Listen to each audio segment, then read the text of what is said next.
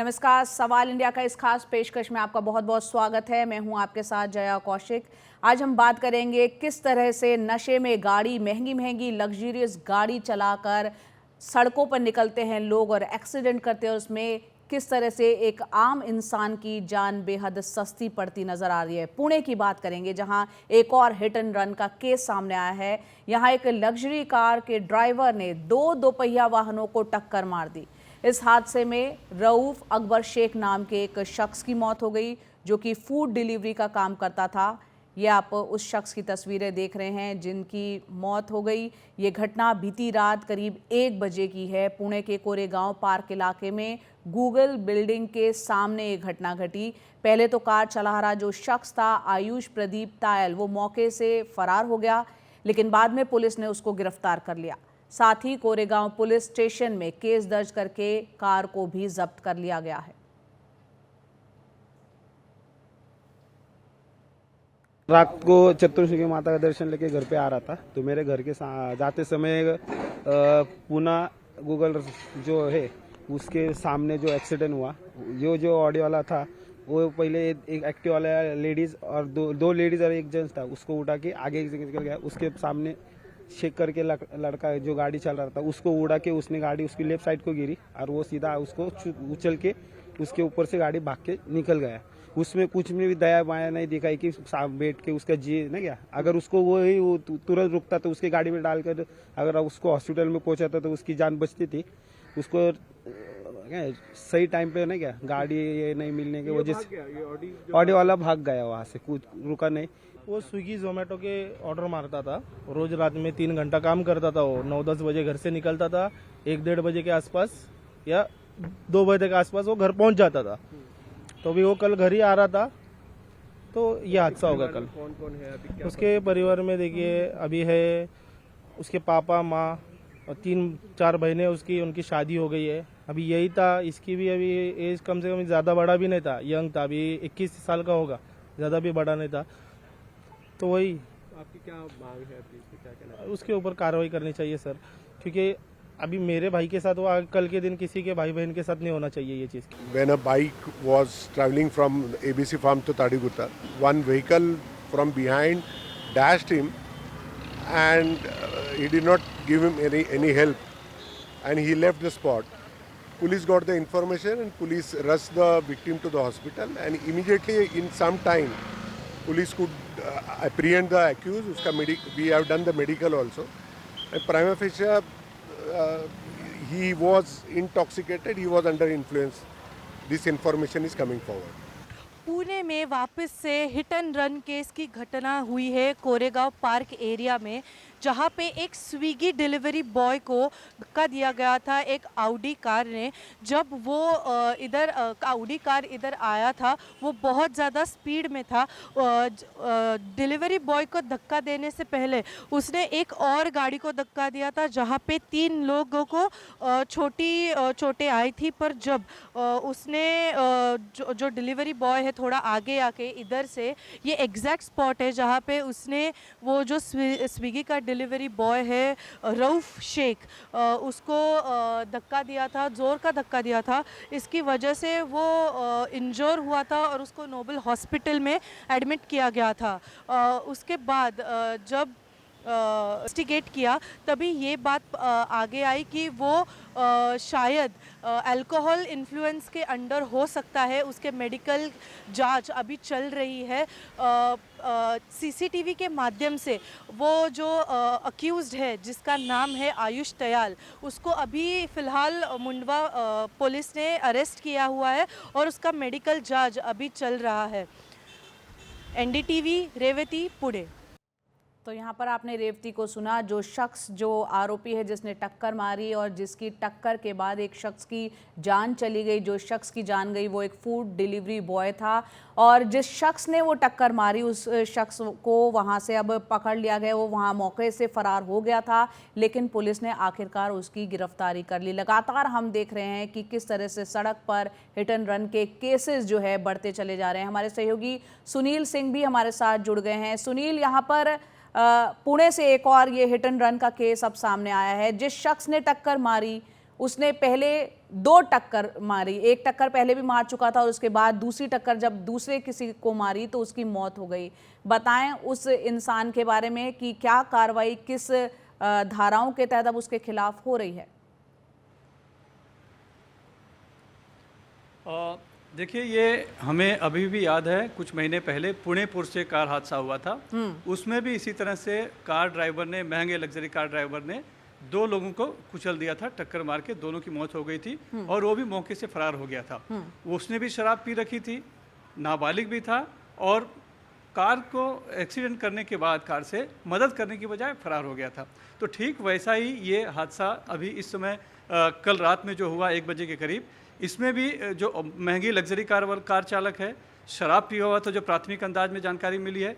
Car से उसने टक्कर मारी और टक्कर मारने के बाद उसकी मदद करने की बजाय जो पीड़ित है वो वहाँ से भाग खड़ा हुआ। यानी कि इसमें लापरवाही के साथ साथ एक जो इरादा है वो कहीं ना कहीं अच्छा नहीं है। इसीलिए पुलिस ने इस पूरे मामले में गैर इरादतन हत्या का मामला फिलहाल दर्ज कर लिया है, क्योंकि उन्हें पता था कि शराब पिए हैं और शराब पीकर गाड़ी अनियंत्रित हो सकती है तो किसी की जान जा सकती है। इसीलिए उस धारा के तहत मामला दर्ज कराया गया है और जैसे ही मेडिकल रिपोर्ट आ जाएगी तो ड्रंक एंड ड्राइव यानी शराब पीकर चला रहे थे वो भी मामला वो भी उसमें ऐड कर लिया जाएगा। और बड़ी बात यह है कि पुणे पोर्शे कार हादसे के बाद से पुणे पुलिस का दावा है कि वो लगातार रात में जो है कि नाकेबंदी कर रहे थे, ड्रंक एंड ड्राइव के सिलसिले में नाकेबंदी करके लोगों की चेकिंग करते थे। लेकिन और ये जो स्पॉट है उस स्पॉट पे भी लगातार चेकिंग हुआ करती थी दूसरी तरफ। लेकिन इसके बावजूद हम देख रहे हैं कि लोगों का जो या तो समझदारी लोगों में नहीं है, या फिर लोग इतने लापरवाह हैं, या फिर लोगों का मन इतना बढ़ चुका है कि कहीं गिरफ्तारी का, कानून व्यवस्था का कोई डर नहीं है और इस तरह से खुलेआम वो शराब पीकर गाड़ी चला रहे हैं और हादसे को अंजाम देने के बाद फरार भी हो जा रहे हैं।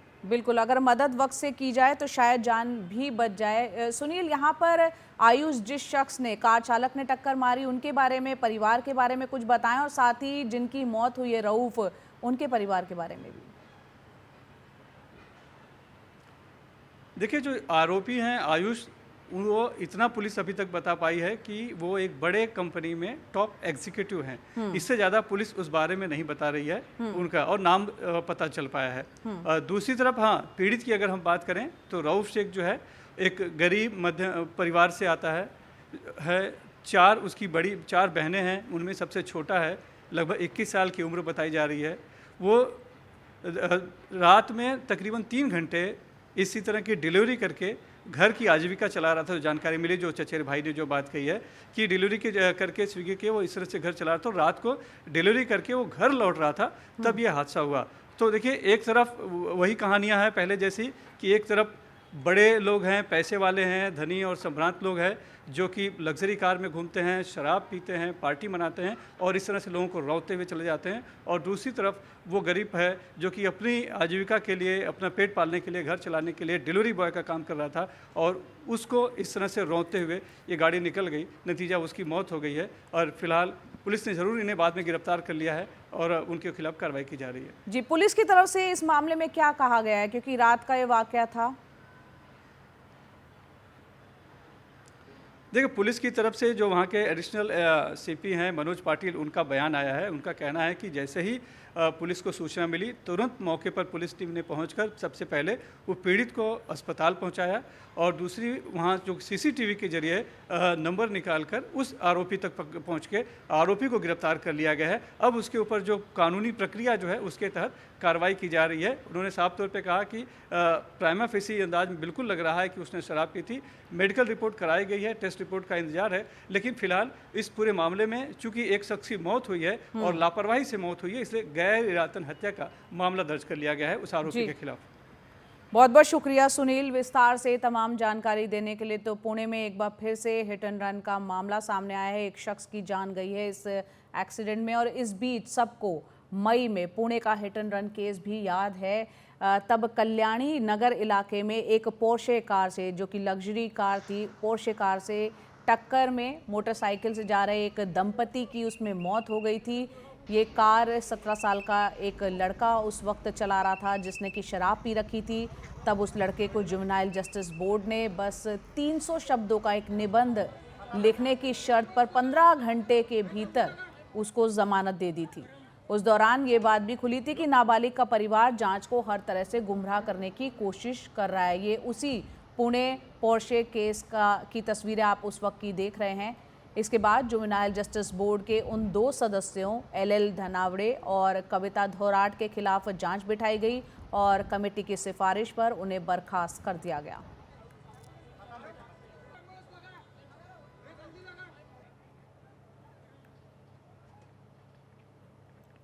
आगे बढ़ते हैं और दिल्ली की भी अगर बात करें तो दिल्ली में भी सड़क हादसों की संख्या में हम जानते हैं किस तरह से बढ़ोतरी हुई है। 2022 के जो आंकड़े कहते हैं वो अगर हम बताएं आपको, ये आप देखिए, सड़क हादसों में कुल 1571 मौतें हुई, जिसमें पैदल चलने वाले 50% लोग थे, यानी 652 मौतें जो है पैदल चलने वालों की हुई और पैदल चलने वाले जो 652 लोगों की मौत हुई और 4 पहिया गाड़ियों वाले 30 लोगों की जान गई।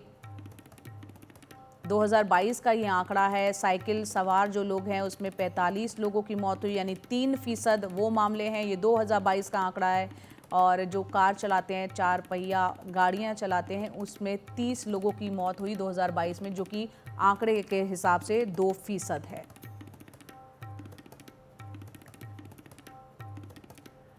और इसी पर बात करने के लिए कि क्यों इस तरह के मामले बढ़ते चले जा रहे हैं, नशे में लोग गाड़ी चलाते हैं, महंगी महंगी गाड़ी लेके सड़क पर उतरते हैं और फिर इस तरह से तेज़ रफ्तार कार एक्सीडेंट करती है, लोगों की जान जाती है, एक गंभीर मसला है। इस पर बात करने के लिए रोहित बलूजा, जो कि प्रेसिडेंट हैं institute of road traffic education के, हमारे साथ जुड़े हैं। बहुत बहुत शुक्रिया रोहित बलूजा जी हमसे जुड़ने के लिए। बेहद गंभीर मसला है जिस पर अभी हम आपसे चर्चा करेंगे। क्या वजह आपको लग रही है शराब के नशे में लग्जरी कार लेके लोग सड़कों पर निकल रहे हैं और इस तरह से लोगों की जान जा रही है? ये मामले इतने बढ़ते हुए क्यों दिख रहे हैं? देखिए, सबसे बड़ी कमी तो ये है कि एक इन्फोर्समेंट सिस्टम है। वो इन्फोर्समेंट सिस्टम को 24 घंटे 365 दिन जागरूक रहना चाहिए। हम सिलेक्टिवली इन्फोर्स करते हैं हमारे शराब के गाड़ी चलाने के लिए। इसको दिन रात हमारी पुलिस को जगह जगह पे, हर जगह पे इसको इन्फोर्स करना चाहिए। अगर इन्फोर्समेंट नहीं होता तो नेचुरल है कि लोग शराब पी के गाड़ी चलाएंगे, शराब पी के दो पहिया चलाएंगे। और जब एक्सीडेंट्स होते हैं ये, तो इसके अंदर फिर हमारी जो जांच होती है, जो हम फर्स्ट इंफॉर्मेशन रिपोर्ट्स लिखते हैं, उसमें हमारी बहुत बड़ी कमी होती है। अब हमारे सेक्शंस कई सारे ऐसे हैं जो कि पुराने मोटर व्हीकल एक्ट में थे और अब जो नया मोटर व्हीकल एक्ट अमेंडमेंट होके आया उसमें है। और जो नए भारतीय संहिता के जो हमारे सेक्शंस हैं उसमें इतने सारे सेक्शंस हैं, लेकिन अगर हम रिपोर्ट को लिखने से पहले जो उसका एविडेंस है वो इस तरीके से उस एविडेंस को लें जिसमें फॉरेंसिक एविडेंस सबसे पहले ज़रूरी है। जी। सबसे पहले तो ये है कि आप कहते हैं कि साहब ये गाड़ी नहीं चला रहे थे, फिर गाड़ी चला रहे थे, तो इतना सारा फॉरेंसिक एविडेंस तो हमारे यहाँ मौजूद रहता है जो कि हमारी पुलिस नहीं लेती है। हम फॉरेंसिक्स पे जाते ही नहीं हैं। उसके बाद जब आप रिपोर्ट लिखते हैं तो उसके अंदर मोटर व्हीकल एक्ट के वो सेक्शंस लिखिए जो कि हर तरह से बड़े स्ट्रॉन्ग सेक्शंस हैं, वो भी हम नहीं लिखते हैं उसके अंदर। तो जब ये केसेस जाते हैं तो वो हम उसके अंदर कई तरह से उसमें ढील पैदा कर देते हैं। हर तरह से अलग अलग लोग उसको निकालने की कोशिश करते हैं। तो जब हम जब हमारा इसमें when we do not get when we don't write our reports properly, तो जब हम जस्टिस पे जाते हैं तो जस्टिस ढीली हो जाती है उसके अंदर और फिर लेकिन लोग पुणे फायदा पोर्शे उठाते केस आपको याद होगा, उसमें बात करें तो जुवेनाइल जस्टिस बोर्ड की तरफ से जो सजा नाबालिग को सुनाई गई थी उसमें 300 शब्दों का एक निबंध, एक ऐसे लिखने को कह दिया गया था। हम ये जानते हैं जो आप बात कर रहे हैं कि सिलेक्टिव अप्रोच अपनाई जाती है जिसके चलते मामले जो है ढीले पड़ते हैं और फिर जब न्यायालय में जाते हैं तो मामले कमज़ोर नज़र आते हैं। उस केस के बारे में भी क्या कहेंगे जहां इस तरह का जजमेंट आता है कि ऐसे लिखने को दिया जाता है? अभी देखिए, जजमेंट्स के ऊपर तो हम लोग किसी भी तरीके से कमेंट नहीं कर सकते। It is all a matter of justice. यहाँ पे भी एक चीज़ है कि जहाँ पे आज हमारे भारत में और मैं आज अमेरिका में हूँ, यूनाइटेड स्टेट से आपको जी। संबोधित कर रहा हूँ। यहाँ पे देखिए हमारे जो जजेस हैं, तो जजेस को भी पूरी ट्रेनिंग दी जाती है इन मोटर कार एक्सीडेंट्स के ऊपर, जो कि एक पूरा ही एक वैक्यूम है हमारी कंट्री में। तो यहाँ पे इतने सारे जब केसेस होते हैं तो पुलिस को, जस्टिस को, प्रोसिक्यूटर्स को यहाँ पे अमेरिका में ट्रेनिंग दी जाती है। पूरा साल में एक बार एक छोटा सा मॉड्यूल्स होते हैं जिसके अंदर इन केसेस को डिस्कस किया जाता है और उसके ऊपर ये बताया जाता है कि आप इसको कैसे जज करेंगे। तो संक्षेप में रोहित जी, आपसे अगर समझना चाहे क्या किया जा सकता है, आप बताएं। 3 चीजें हैं। सबसे बड़ी चीज तो ये है कि हमारे यहाँ ड्रंकन ड्राइविंग की जो इन्फोर्समेंट है वो एक सिलेक्टिव वे से, मतलब कि आपके पास 4 ही लोग पुलिस के हैं, कोई बात नहीं, पूना में वो 24 घंटे में, मतलब खासकर शाम को 6 बजे से सुबह के 4 बजे तक वो जी। कभी 15 मिनट इधर, 15 मिनट उधर, 15 मिनट चारों जगह ऐसा करें कि ऐसा हाँ। लगे कि यहाँ तो बहुत इन्फोर्समेंट है। जी। जी। तो हर डिस्ट्रिक्ट में हर तरह का, केवल होटल्स के बाहर नहीं, हर जगह पे, नेशनल हाईवेज पे आज देखिए हमारी 66% हमारी दुर्घटना हाईवेज पे होती हैं, सड़कों पे नहीं होती। हम तो इनको जी। रिकॉर्ड ही नहीं करते हैं। ये तो आपने केस सिलेक्टिवली ले लिया, लेकिन सबसे बड़ी चीज है इसकी इन्फोर्समेंट हाँ हाईवेज पे। जी, दूसरा फास्ट पॉइंट स्पीड बताएं जी, पे थोड़ा वक्त नंबर की 1। कमी है जी। अच्छा, उसके बाद दूसरी चीज ये कि जब रिपोर्ट्स लिखी जाए तो पूरे एविडेंस के साथ, फॉरेंसिक एविडेंस के साथ उस रिपोर्ट को लिखा जाए। और तीसरी चीज ये है कि हमारी जो जुडिशरी की ट्रेनिंग है वो बहुत इंपॉर्टेंट है, जिसके अंदर की अगर ये तीनों चीजें मिलके चलें, देखिए एक दहशत पैदा होगी भारत में कि कोई भी छूट नहीं पाएगा, क्योंकि नियमों कोई को भी लेकर जागरूकता और साथ ही एक इस बात की जो डर पैदा होगा कि अगर ये होगा तो इसके नतीजे बुरे भुगतने पड़ सकते हैं, ये आप बता रहे हैं। रोहित बलूजा जी, बहुत बहुत शुक्रिया, आपने वक्त निकाला। आप इस वक्त अमेरिका में हैं क्योंकि एक बेहद गंभीर मसला था, उस पर आपने वक्त निकाला और हमसे बातचीत की। और हम देख रहे हैं कि किस तरह से ये मामले जो है हिट एंड रन के मामले बढ़ते चले जा रहे हैं। और साथ ही आपको बता दें, अगर हादसे रोकने के लिए, कम करने के लिए पंजाब के रास्ते पर चला जा सकता है, क्योंकि पंजाब के मुख्यमंत्री भगवंत मान ने एक ट्वीट किया है और उस ट्वीट के माध्यम से उन्होंने क्या कहा है वो भी हम आपको बताते हैं।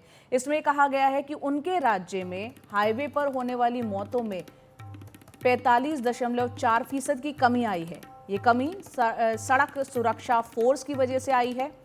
2023 में फरवरी से सितंबर तक इस तरह के हादसों में 1454 लोगों की मौत हुई, जो कि इस साल घटकर 794 रह गई। तो यानी पंजाब में केसेस सड़क दुर्घटना के घटे हैं, उन्होंने ट्वीट करते हुए बताने की कोशिश की है भगवंत मान ने। इस दौरान 15,000 से ज़्यादा लोगों को फौरन इलाज की सुविधा भी मुहैया करवाई गई। भगवंत मान ने इसी साल 27 जनवरी को जालंधर में सड़क सुरक्षा फोर्स की शुरुआत की थी और पंजाब के मुख्यमंत्री ने कहा है कि उनकी सरकार हाईवे और आम सड़कों पर सफर को हर किसी के लिए सुरक्षित बना रही है।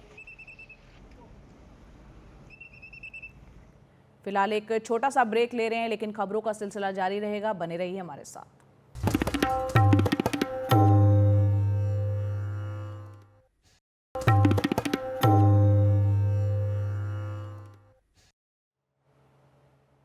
और अब बात करते हैं बीजेपी की, जिसने दिल्ली की आम आदमी पार्टी सरकार पर दिल्ली की अर्थव्यवस्था को चौपट करने का आरोप लगाया है। दिल्ली से बीजेपी की सांसद बांसुरी स्वराज ने आज एक प्रेस कॉन्फ्रेंस की और कहा कि दिल्ली फाइनेंस की रिपोर्ट का उन्होंने हवाला दिया और कहा कि पहली बार दिल्ली का बजट 60,000 करोड़ के घाटे में है।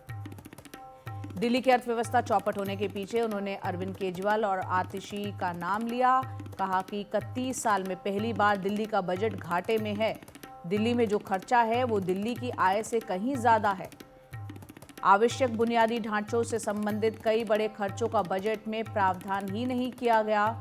कर्मचारी की पेंशन, अस्पताल की मरम्मत जैसे मद में बजट का जिक्र ही नहीं है।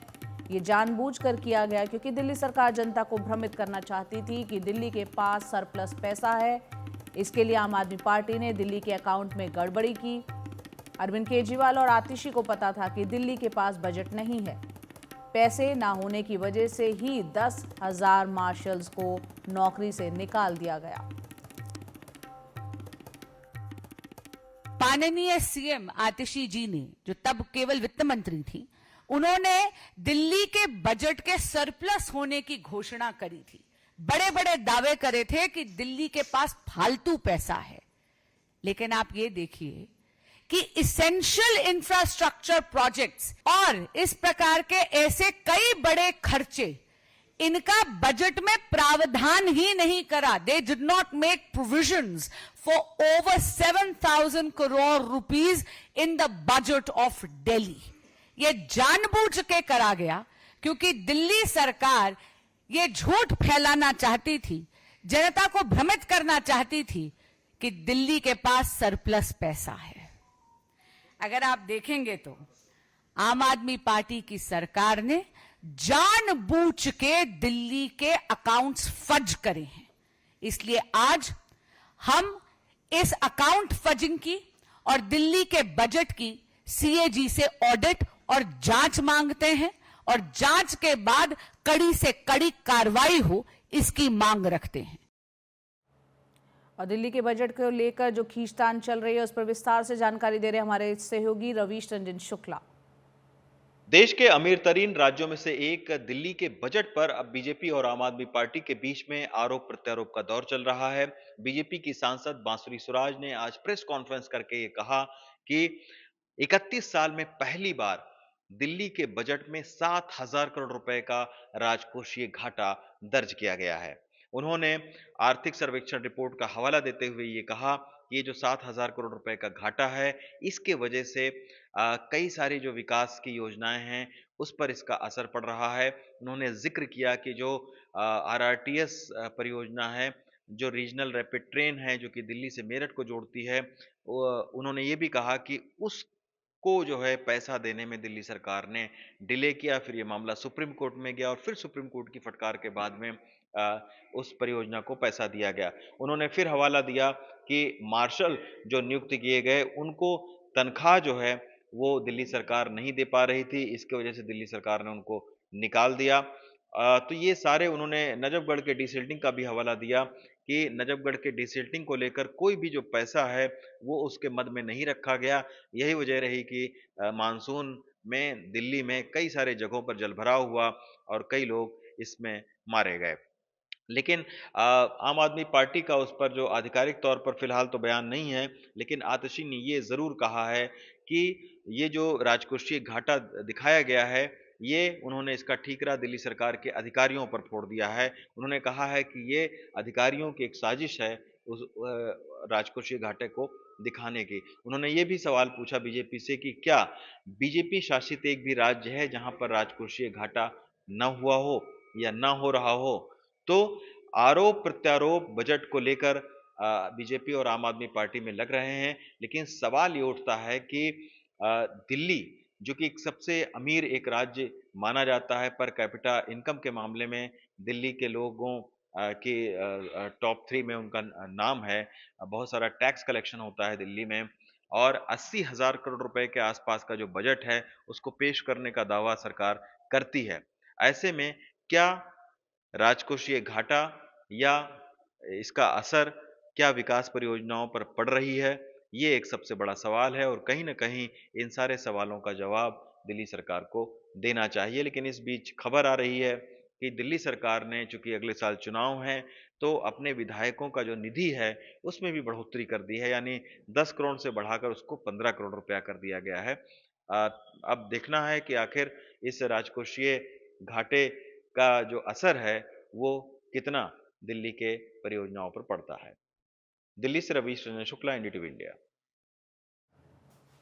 और आपको वो तस्वीरें दिखाते हैं जो आज दिन से ही सुर्खियां बटोर रही हैं। वो तस्वीरें आई हैं लखनऊ से, अखिलेश यादव के आवास के बाहर की तस्वीरें। दरअसल आज जयप्रकाश नारायण की जयंती है और इस मौके पर लखनऊ के जयप्रकाश नारायण इंटरनेशनल सेंटर में श्रद्धा सुमन अर्पित करने, माल्यार्पण करने को लेकर इस बार जो सियासत गरमाई उसकी तस्वीरें भी आप देख सकते हैं। अखिलेश यादव के घर के बाहर की ये तस्वीरें हैं। ज़बरदस्त यहाँ पर भीड़ इकट्ठी हुई। समाजवादी पार्टी के कार्यकर्ता यहाँ पर थे। अखिलेश यादव जयप्रकाश नारायण इंटरनेशनल सेंटर जाने की तैयारी में थे, लेकिन पुलिस ने उन्हें रोकने के लिए उनके घर के बाहर ही बैरिकेडिंग कर दी, रास्ता सील कर दिया। इस दौरान बड़ी संख्या में सपा कार्यकर्ता नाराज थे, वो वहां पर जमा हो गए। बाद में अखिलेश यादव ने अपने घर के बाहर ही आए वो जेपी की मूर्ति लगाकर वहीं पर माल्यार्पण कर दिया। योगी सरकार पर जमकर वो बरसे। यहाँ पर आपको बता दें, अखिलेश यादव ने लखनऊ स्थित जेपीएनआईसी जाने की प्रशासन से इजाज़त मांगी थी, लेकिन लखनऊ विकास प्राधिकरण और पुलिस कमिश्नर ने इजाज़त नहीं दी। प्रशासन ने जेपीएनआईसी के गेट पर टिन की ऊंची दीवारें बना दी। अखिलेश यादव देर रात भी जयप्रकाश नारायण इंटरनेशनल सेंटर पहुंचे थे, जिसके बाद वहां काफ़ी हंगामा हुआ। पिछले साल भी इसी मुद्दे पर जमकर बवाल हुआ, काफ़ी राजनीति हुई और हालात इतने बिगड़ गए थे कि अखिलेश यादव को गेट फांद कर, ये देखिए पिछले साल की तस्वीरें हैं 2023 11 अक्टूबर आज ही के दिन की। पिछले साल भी इसी तरीके से गेट को फांद कर अखिलेश यादव जेपीएनआईसी में यूं दाखिल हुए थे, अंदर गए थे।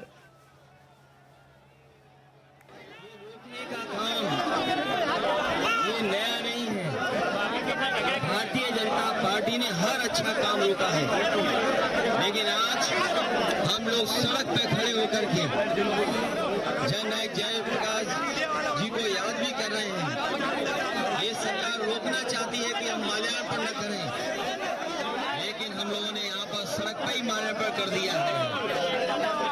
और जयप्रकाश जी के नाम पर जो स्मारक बना है उसको इसलिए ढका हुआ है, कहीं साजिश है उसके पीछे, और साजिश ये कि लोग बेचना चाहते हैं। सोचिए ऐसी सरकार जो म्यूजियम बेच रही हो, जननायक भारत रत्न जयप्रकाश जी के स्मारक को भी बेच रही हो, उससे क्या उम्मीद करोगे लोकतंत्र में और संविधान की रक्षा। तो एक बार आपको हम दो तस्वीरें दिखाते हैं, पिछले साल की और इस आज की तस्वीरें। ये आप देखिए, पहली है जो 2023 की है, किस तरह से अखिलेश यादव 11 अक्टूबर की ही बात है, वो अंदर घुसे थे जेपीएनआईसी सेंटर में, क्योंकि तब भी जो है इजाज़त नहीं मिली थी वहाँ जाने की। और आज की भी तस्वीरें देखिए, और ये अखिलेश यादव की आज की जो तस्वीरें हैं उनके घर के बाहर की ही है। पुलिस ने बैरिकेडिंग कर रखी थी, पुलिसकर्मी थे, आरएफ के जवान थे और यहाँ पर सपा कार्यकर्ता पहुँचे काफ़ी बड़ी संख्या में, क्योंकि यहाँ भी आज भी उनको जेपीएनआईसी सेंटर जाने की इजाज़त नहीं थी, तो अपने घर के बाहर ही उन्होंने जेपी की जो प्रतिमा है उसी पर माल्यार्पण वहीं कर दिया।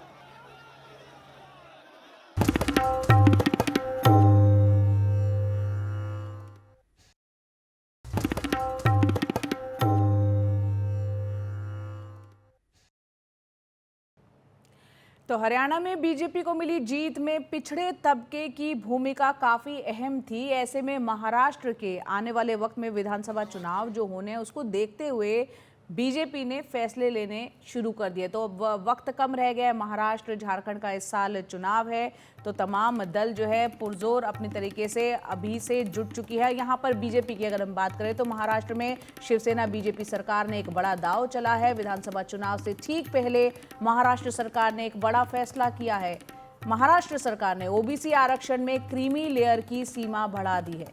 क्रीमी लेयर की सीमा 8 लाख से बढ़ाकर 15 लाख की गई है। महाराष्ट्र कैबिनेट का ये फैसला अब केंद्र को भेजा जाएगा।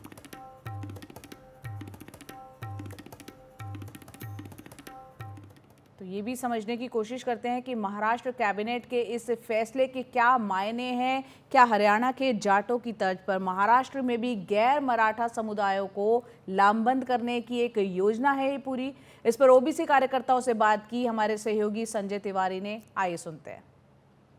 महाराष्ट्र सरकार की कैबिनेट ने नॉन क्रीमी लेयर ओबीसी के आय की सीमा को बढ़ाकर 8 लाख से 15 लाख करने का फैसला लिया है। ये काफ़ी अहम फैसला है जिसके सामाजिक और राजनीतिक दोनों परिणाम हो सकते हैं। हमारे साथ में ओबीसी मूवमेंट से जुड़े कुछ कार्यकर्ता हैं। हमारे साथ डॉक्टर वैशाली चोपड़े हैं, रमेश चोपड़े, दीपक गिरे, नागपुर के कुछ प्रमुख ओबीसी कार्यकर्ता जो सामाजिक और राजकीय संगठनों से जुड़े हैं। वैशाली जी, हमें समझाइए कि जो ये फैसला महाराष्ट्र सरकार ले रही है कितना अहम है और कितना लाभ होगा इसका? सर्वप्रथम तो मैं महाराष्ट्र कैबिनेट का, महाराष्ट्र की गवर्नमेंट का हार्दिक अभिनंदन करती हूँ कि जनता के हित में बहुत ही अच्छा निर्णय उन्होंने लिया है। जितने भी निर्णय लिए हैं सब सटीक और सही निर्णय हैं, जिसमें से आप मुझे ओबीसी क्रीमी का जो पूछ रहे हैं, मैं आपको थोड़ा सा बता दूं कि पहले 1 लाख तक उसकी मर्यादा थी। आदरणीय देवेंद्र जी फडणवीस जो अभी उप मुख्यमंत्री है, उन्होंने काफ़ी प्रयास करके ये सीमा को 3.5 लाख तक किया था, और जब वे मुख्यमंत्री बने, अपने मुख्यमंत्री के समय में उन्होंने इसकी सीमा जो है वो 8.5 लाख तक की हुई थी। और अभी कल कैबिनेट में उन्होंने निर्णय लिया कि 15 लाख तक उसको बढ़ाएंगे। तो मैं समझती हूँ कि ओबीसी समाज जो है काफ़ी पिछड़ा हुआ है, आज भी कई जातियाँ उसमें हैं, और एक बहुत बड़ा समाज है, 52% समाज है। तो उन्होंने सीमा बढ़ाकर मुझे लगता है कि काफ़ी सारे लोगों को उसमें लिया है, तो अभिनंदनास्पद निर्णय है। लेकिन वैशाली जी, इसमें एक सवाल ये भी खड़ा हो जाता है कि जब 15 लाख तक सीमा बढ़ा रहे हैं तो जाहिर तौर पर जो आर्थिक रूप से संपन्न है वो ओबीसी भी अब कहीं ना कहीं गरीब ओबीसी के साथ में स्पर्धा में आ जाएंगे। क्या लगता है, उनको भी लाभ मिलेगा? जैसा कि मैंने कहा कि ओबीसी समाज जो है वो 52% हैं। आप देखेंगे कि आरक्षण में भी वो 27% और महाराष्ट्र में 19% जैसा है। तो एक बहुत बड़ा समाज है, उसको क्रीमी की वो बढ़ाने की आवश्यकता ही थी, ताकि ज़्यादा से ज़्यादा जातियों को, लोगों को हम इसका लाभ दे सके। और जो समझदार है वो तो फिर वो लाभ स्वयं ही नहीं लेंगे, ऐसी मैं आशा करती हूँ। क्या हरियाणा में जिस तरीके से जाटों को अलावा, जाटों के अलावा जो दूसरे समुदाय हैं उनको साधने की कोशिश हुई थी, क्या वही प्रयोग महाराष्ट्र में मराठाओं को लेकर हो रहा है? रमेश जी बताइए। जी नहीं, देखिए मराठा समाज यहाँ पे भी बहुत बड़े पैमाने में है, और अभी जो महाराष्ट्र शासन ने जो निर्णय लिए, विशेषकर माननीय देवेंद्र जी फडणवीस ने, तो इन्होंने सारथी की स्थापना की। सारथी में कुणबी मराठा कुणबी इनके लिए काफ़ी विद्यार्थियों के लिए, अगर तुमको बाहर जाना है तो पढ़ने के लिए शिष्यवृत्ति दी है उनको। इसके पहले भी मराठा समाज के सभी मुख्यमंत्री मराठा समाज के हुए हैं, पर उन्होंने कभी मराठा के लिए आरक्षण नहीं मांगा। मगर देवेंद्र जी जैसे ही आए, उन्होंने 10% आरक्षण ये मराठा समाज को दिया है। तो निश्चित रूप से हम लोग मराठा के साथ में हैं, मराठा के समाज के उत्थान के लिए काम कर रहे हैं। हम दीपक जी के पास जाते हैं। दीपक गिरी जी, ये बताइए, आप काफ़ी लंबे समय से ओबीसी के मूवमेंट को आप भी देख रहे हैं, क्या ओबीसी में भावना है, क्योंकि इतने ताबड़तोड़ फैसले लिए जा रहे हैं। 44 हॉस्टल्स का ओबीसी के विद्यार्थियों के लिए भी लोकार्पण किया गया, कई ऐसे फैसले लिए जा रहे हैं, क्या एक भावना है ओबीसी लोगों में? मैं आपको बताना चाहूँगी कि देवेंद्र जी का जो निर्णय है, हमारे पंडित दीनदयाल जी उपाध्याय, आप सबने उनका नाम पूरा सुना ही होगा, अंत्योदय, ये जो जातियाँ बिछड़ी हुई थी वो जातियों को एक साथ जोड़ना, और जो अपन वहाँ तक नहीं पहुँच सकते थे वो सबको एक करके ये सब निर्णय लेने का काम माननीय देवेंद्र जी ने यहाँ किया हुआ है। कुल मिलाकर देख सकते हैं ओबीसी के मूवमेंट से जुड़े कार्यकर्ता भी अब देवेंद्र फडणवीस की तारीफ कर रहे हैं। ये वही देवेंद्र फडणवीस हैं जिन्होंने खुले मंच पर ये कहा था कि ओबीसी का हित हमारे डीएनए में है। तो कुल मिलाकर के महाराष्ट्र के विधानसभा चुनाव के पहले जो बिसात बिछी हुई है, उसमें साफ तौर पर ओबीसी एक बड़े मजबूत स्थिति में ओबीसियों के बीच भाजपा नज़र आ रही है, और कहीं ना कहीं ये जो फैसला है ये इसे उसी से जोड़कर देखा जा रहा है। वीडियो जर्नलिस्ट विनय शुक्ला के साथ संजय तिवारी, एनडीटीवी इंडिया,